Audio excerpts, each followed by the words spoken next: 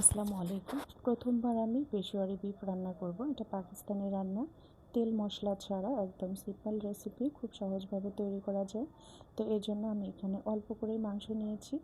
আমি খেতে পারবো কিনা এই জন্য প্রথমবার যেহেতু ট্রাই করেছি এই জন্য অল্প পরিমাণে নিয়েছি। এখানে চর্বি আছে, হাড় আছে আর সলিড কিছু মাংস আছে। তো এরপর এখানে আমি স্বাদ মতো লবণ দিয়ে দিচ্ছি। প্রথমেই লবণটা মাংসের সাথে খুব ভালোভাবে মেখে নিব।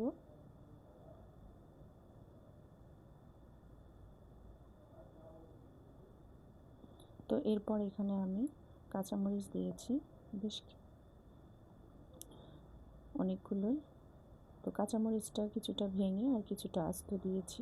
এরপর আমি এখানে 4টা আস্ত পেঁয়াজ দিয়েছি, 2টা বড় রসুন দিয়ে দিচ্ছি।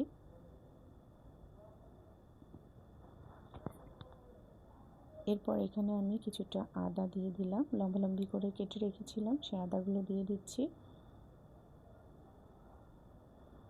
এরপর 3টা বড় সাইজের আলু দিয়ে দিচ্ছি। অনেকে এখানে টমেটোও ব্যবহার করে, তবে আমি এখানে আলুটা দিয়েছি। এখন এখানে 1 চা চামচের মতো আস্ত গোলমরিচ দিয়ে দিচ্ছি। তো এখানে যেহেতু কোনো প্রকার তেল ব্যবহার করা হয় না, তো আমি এখানে 1 চা চামচের একটু বেশি ঘি ব্যবহার করেছি। এটা পুরোপুরি অপশনাল।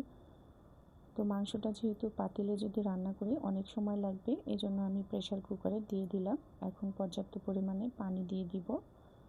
পানিটা মাংসের নিচ পর্যন্ত থাকবে, এরকম করে দিতে হবে। তো এরপর প্রেশার কুকারের ঢাকনা লাগিয়ে দিব।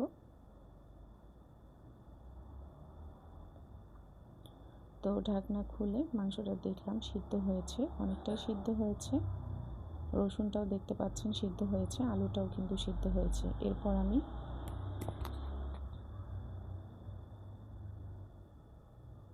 আবার একটা পাতিলে ঢেলে নিয়েছি।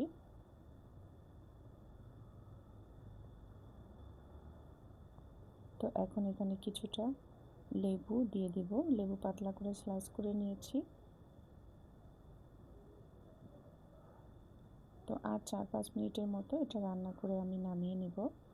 ঝোলটা খেতে এটা অনেক বেশি ভালো লাগে, মাংসটাও মোটামুটি ভালোই লাগে। তো এখন আমি চুলার জালটা অফ করে দিয়েছি।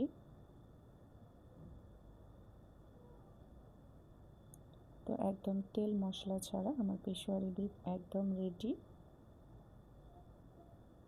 আশা করছি রেসিপিটি ভালো লেগেছে।